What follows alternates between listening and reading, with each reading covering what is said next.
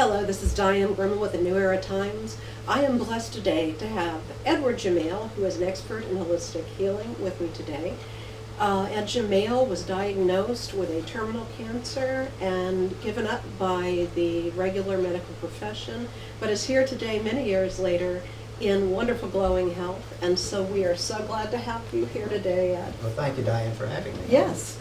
And so how originally did you become interested? This is something you're an authority on now. So how did you become interested originally in different paths to healing? Well, how did I get interested in Edgar Cayce might be the first approach to this. And Okay. Back in 1969, I had to have some very minor surgery. Mm-hmm. I had a reaction to the anesthesia and experienced a near-death experience. So, at that time, I was very much involved in worldly affairs. I was looking to get into politics, very active in the social political life here in Houston. And for the most part, coming from a background in service that was extremely technical and scientific, and mixing and mingling the scientists and the related technicians, I had become virtually agnostic. Okay. So, Just with left this bringing it. yeah, this experience that I had, near-death experience, literally blew my mind. So the first thing it proved to me, there's something more than the physical body. It involved this, another life, quite free, being very honest about it. The more you want to tell us about it, the more we want to hear about it. Well, I didn't believe in other lives or anything. I didn't Okay. believe that there was much after this life. Okay. So I knew good and well what I had experienced, and I was looking around for some kind of explanation. I fell back on my Christian heritage, so nothing that happened to me seemed to fit in what I've been taught about Jesus of Nazareth and the teachings of the Christian church. So I wandered around for about 6 months and met people who were involved with Edgar Cayce and the ARE, and that began to give me a background and an understanding of what had happened to me and putting it within a Christian context. Now, in the ARE, I want to specify that we approach Christianity, or the Christ, Jesus the Christ, as a manifestation of universal consciousness, Christ consciousness. Jesus was the man, but Christ was the consciousness.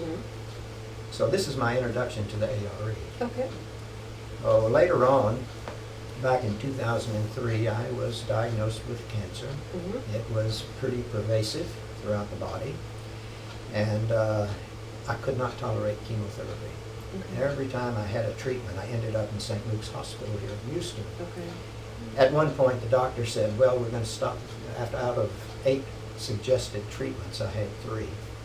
And the doctor came in one day and says, the chemo is going to kill you before the cancer, so no more chemotherapy. And this was in your spine at this point, correct? Oh, I had it in the brain and the spine and then the abdomen as well, Okay. all over. That's when I'm pretty pervasive. Yeah. So what I didn't know was the doctors were also telling my family to go home and make preparations for a funeral. I had stage 4. And at the same time, I had begun doing the remedies that I knew to do. The reason I went with the traditional medicine was because when I was diagnosed, it was so far advanced that I thought I needed to treat it aggressively. Now, Edgar Cayce worked with doctors, and there were many patients when he said, you need to treat this aggressively and you need to have surgery. Right. So it's not a clear-cut thing. Yeah, absolutely. Cayce was not just completely 100% on herbal remedies. He worked with doctors. So I felt the same way, which is why I went with the doctors on this, because the diagnosis had come very late. Okay. And anyway, the herbal treatments seemed to work. I think that we mentioned earlier about the charred oak cake. While I was in the hospital, I was diagnosed with a rare form of pneumonia. The doctors had trouble identifying it. It looked like spider webs lacing through the lungs. So I said, I got to get out of the hospital. I'm going to start using the charred oak cake. So the doctor released me, and I tried it. He said, I want you to come back for 10 days and we'll take another x-ray. I came back in 10 days after using the charred oak cake 3 or 4 times a day, and it had completely cleared up. Amazing. So I've had a number of experiments using the Cayce. Now, there were tumors in the lungs. No, the pneumonia was in the lungs. Okay. But the tumors were elsewhere. In the abdomen, okay. So Cayce did have a recommendation for a cancer cure, Mm-hmm. and I was also, when I was at home, I'd do that. Mm-hmm. And at any rate, I'm here. But What, and I will ask you in the next segment, I would love to know more about the different aspects you used. But I will mention that I spoke with a friend of yours who said they didn't feel you would have lasted a week or two when you began all of the post-chemotherapy healing. it was pretty bad. As I say, my family was actually contacting funeral homes and trying to make arrangements. And so what do you say to people who feel like there is no hope, they're stage 4, they're at the end, there's nothing that can be done? Well, you know, we mentioned before, Diane, that the spontaneous remission. Mm-hmm. I'm not a candidate for speaking about spontaneous remission. But something did happen when I was in intensive care. Mm-hmm. I had a phone call, and this is the first time I heard that I was going to die. Okay. See, the doctors were all upbeat, the family was upbeat, nobody was saying that, but Mhm. this phone call came from a friend, Mm-hmm. and she was inquiring as to my health, and finally burst into tears and said, "They said you're not going to make it." Well, I sat up in bed, and I felt this rush of energy through me. I would have gotten mad. And my comment was, "I'll be damned." And that was the beginning of my cure. That's It wonderful. wasn't spontaneous remission, but that's Your when soul said, started. "I don't think I'm going I had anywhere." things to do. And so, in that way, the truth was actually of real benefit to you. Absolutely. They may have felt like, we're going to hold this back from him, he doesn't need to hear it. But Right. hearing the truth is what got you ready to. Well, fight this. in a flash, it's one of those moments where some people say your whole life flashes before your eyes. I had a flash of what the potential in this life was for me, what I could be doing, Mhm. and the things that I wanted to do. All of that flashed through, and that's when I Mhm. sat up and said, "No, that's not time." Okay. So that was my experience, working with the remedies as well. Okay. A part of the Cayce remedies, one of the first part in any cure that Cayce recommended or healing was diet. And basically what we would be leading into is a vegetarian type diet. Well, he recommended various combinations. Cayce saw how things interacted. Mm-hmm. I think I mentioned earlier that when you mix two colors, you get a third color. Well, that's the same with any food that you eat. It's a chemical reaction. Okay. So Cayce recommended 3 vegetables grown above the ground Mhm. to 1 vegetable grown below the ground, because Okay. he saw the combinations. He saw that coffee actually had a nutritional value to Mhm. it, but not when you mixed it with cream and sugar. Mm-hmm. So- Well, and there are different places you can ingest the coffee, obviously. Yeah, Yes. absolutely. So the interesting thing to me about the diet Uh-huh. was the combination of foods that Cayce saw that people should eat. Okay. And he didn't recommend that you should go vegetarian overnight for most people who have been raised as beef eaters, in Mhm. effect. I myself thought if I didn't have meat and potatoes every day, I was starving to death. Right. However, he said begin to wean yourself off. Mhm. Less heavy meats, more Mhm. of the lambs, the poultry, and the fish, and just begin to wean yourself off of the Keep pulling meats and back, chick- yes. Pulling back. Because sometimes the body reacts pretty drastically if you just go cold. Yes. I want to talk to you in our next segment about diet and the other measures you took when fighting your illness. This is Diane Gremmel with the New Era Times. We'll be right back with Edgar Cayce. We're talking about healing. Okay. Hello, this is Diane Gremmel with the New Era Times. I'm here with Ed Jamail, who is one of the foremost authorities on the Edgar Cayce remedies and natural health.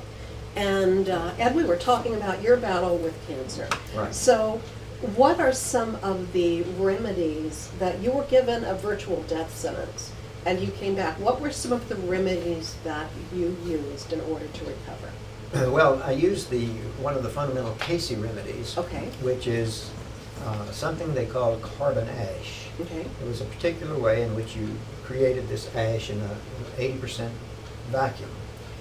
So the carbon electrodes are burned, or run electricity through them, and they create Okay. this ash which you scrape off. The ash binds oxygen to it by the very nature of its creation. So there's some science here. Yes. So Edgar Cayce recommended that you use that with a quartz lamp, ultraviolet quartz lamp, and a green glass. So what you do is you ingest the ash, you wait 20 or 30 minutes so that it circulates through the body, and then you expose yourself, the area you want to treat, to the ultraviolet light with the green glass in front of it. And that will kill the cancer cells. The way it does it is the fact that the ash binds oxygen to it. The light draws the ash to the site and causes it to release the oxygen. And oxygen will kill cancer cells. So you felt it was worth a try to at least try this? I did that, absolutely. Okay. And how were you able to find the implements to put this together? Well, I had a friend of mine who had the quartz, ultraviolet quartz lamp. Okay. And then the other parts you can, we found there was a company here. Well, that's a story too, actually. Okay. Here in Houston at Rice University, there were two doctors who received the Nobel Prize for developing or discovering what they call carbon-60. Carbon-60 is the basis of all nanotechnology. But initially they found out that the carbon-60, the way they produced it, was contaminated with oxygen. So when I read the process that they underwent, and I have a diagram, artist's concept of what the molecule looks like and the way it binds the oxygen in between the carbon-60 molecules, I said, that's the Cayce formula. So I have been able to get the carbon ash at the time, and I used it, so I was doing that. I tried everything there was to try. Not What else? necessarily all at once, but in sequence. What other things did you try that you felt were helpful for you? Well, there was a product on the market called, at the time, Essiac-T, E-S-S-I-A-C. Yes. The reason that caught my attention was because two of the ingredients in the Essiac-T were ingredients that you'll find in many of the Cayce recommendations, the tonics and the formulas. And that would be the yellow dock root and the burdock root. So I said, well, this has to be pretty good, and I'll try that. So I got the herbs and mixed it up, and I was using the Essiac-T as well. In other words, when you're facing something like that, my approach was do everything you know to do. Essiac has really an amazing record with curing a lot of people with advanced cancers. It did indeed. This was discovered by a nurse in Canada, and later on, Dr. Baruch, who was John F. Kennedy's personal physician, had developed colon cancer, and he had heard about the nurse in Canada and her work. So he teamed up with her, and using nothing but the tea, cured himself of colon cancer. So he continued to work with the nurse, and they put together an entire protocol. And there's a booklet out. The Essiac-T was good for many things besides cancer. It helped with the heart conditions, with diabetes, with high blood pressure. Skin conditions, everything, yes. Yeah, it's very good. She got the formula from Native Americans in Canada. She was working at a remote clinic, and the people would come in, and sometimes they were diagnosed with cancer. Well, she would recommend that they go down to the big city and get traditional treatment, medical treatments. And the Indian said, no, we'll go see our shaman. And she said, we'll come back in a few weeks and we'll see how you're progressing. They'd come back in a few weeks and the cancer was gone. So after a while, she began to say, what in the world are you people doing? So she visited the shaman and got the combination of 4 herbs, which is the burdock root, the yellow dock root, the sheep sorrel, and the turkey rhubarb. Those are the 4 major ingredients in the tea. And that's what they've been using. And it's on the market. Some formulas add like red clover and different herbs. They correct? did. When she teamed up with the doctor from Washington, Baruch, Okay. they added a few other herbs in there. But you can find the Essiac-T in most of your health food stores today. Do you suggest that you look for something that is organic, or that is there a certain brand you recommend, or do you feel like most of the Essiac-Ts you can find are going to be? Yes, I personally prefer the dried herbs. Okay. Basically, when you mix it up, it becomes very sensitive to light and will degrade quickly. So when you make a particular package I'm thinking of, makes up almost a half gallon. Mhm. And so when I make it up, I put it in a jar and I put it in a brown bag in the refrigerator so Yeah. any light can get to it. Mhm. And so you want to keep it as fresh as possible. That's why I use the herbs. Mhm. And I know that there's some things on the market that have the SCIAC tea already made up in a liquid form, but I personally prefer to make it up myself. Right. And And the it's a lot herbs- less expensive to make it up yourself. Very, very cheap, $10 to Yeah. $12 for a package of the herbs, and it makes almost 2 gallons Mhm. of the tea. So that's one of the, then I also did that. Okay. In other words, when you're facing a life-threatening disease, you do everything you know to do. You did the castor oil packs. Yeah, I did the castor oil packs to boost the immune system. Okay. The poultice, yes. Was there a time in your utilizing these remedies that you realized, I'm actually going to make it? At what point was that? I knew I was going to make it when I mentioned earlier, I sat up in the hospital bed Ah. and said, I'm not ready to go. And that's when I knew I wouldn't. Because your intent was there, you weren't going anywhere, and you were going to make it. I had things I needed to do. And the interesting thing about that, I was pretty heavily medicated. Mhm. In fact, I was talking to my sister and my brother. And they weren't even in the visit. room. Yeah, well, they were in the room, but hear me carrying on a conversation with somebody who wasn't in the Right. room, you know. I was medicated, to say the least. But when I sat up in the bed in that intensive care unit, all of a sudden I became very clear-headed. Okay. I felt that energy rush through my body, and that was it. And what was at the time, when you thought about your sense of purpose at the time, what was your purpose in that moment? Did you know, I'm going to get well and I'm going to help other people get well, or was it that clear to you at that point? It was clear to me because I was already involved in the Ed Cayce material, Mhm. body, mind, and spirit, the Mhm. holistic approach to life. Mhm. And I had taken a sabbatical, you might say. I was working as a health inspector for a private laboratory going all over the country. Wow, okay. So I attribute my getting cancer to a very bad lifestyle. Right. Exposure to chemicals constantly, that kind of thing. Chemicals, and also in the smaller towns off the beaten track, where the only meals sometime were out of a vending machine in the motel. Mhm. Peanut butter crackers and Right. things like that. That Processed was foods. not healthy. And I knew at the time it wasn't, but I was doing this. And I knew when I was on the road when I got sick as well, and had to get back to Houston, went through the diagnosis, and the surprise was as advanced as it was. Yes. At the time. Anyway, when I sat up in that bed, I knew that part of my purpose was to promote the Cayce material, body, mind, and spirit. And the interesting thing about the Cayce material is you don't have to take anybody's word for anything, Right. but just be willing to be open-minded and try it. All right, when we come back, we are going to talk to Ed some more about what you should do if you are faced with needing information on disease. Where do you turn? We'll be right back. This is Diane Gremmel of the New Era Times. Hello, this is Diane Gremmel. I am back with Edgar Jamail. We are talking about holistic health, Ed's cancer diagnosis. And Ed, if someone came to you panicked and said, I've just been diagnosed with cancer, that's a very scary place to be, because there are a limited number. In America, I believe you have to do either surgery or chemo or radiation. There's not a whole lot of choices outside of that. So what would you advise someone who has just been diagnosed with cancer? Well, coming from the Edgar Cayce Mhm. readings, that's if they came to me, it had to have to do with alternative medicine, and, Right. and in particular the Cayce medicine. So my first recommendation is something that people are becoming more and more aware of today. And remembering that Cayce gave these recommendations Mhm. back in the 19-teens and the 1920s and 30s Right. and early 40s. Right. First thing is diet. Mhm. I would say cut down, if not out, on the red meats. Mhm.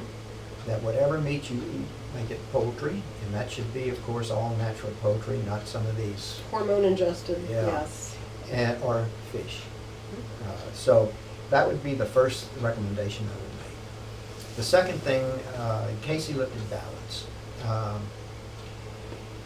They call it the relaxation response. And this is true for much of American life today, in that when you're told that you have something that's that serious, immediately you get uptight. So even unconsciously, you might be a little frightened, you're going to be uptight. Yeah. So when you're frightened or uptight, whether it's with a diagnosis of an illness, or whether you're driving on the freeway in Houston, Texas today. I flinch sometimes, yes. Yeah, of course. The thing is, it's the fight or flight syndrome.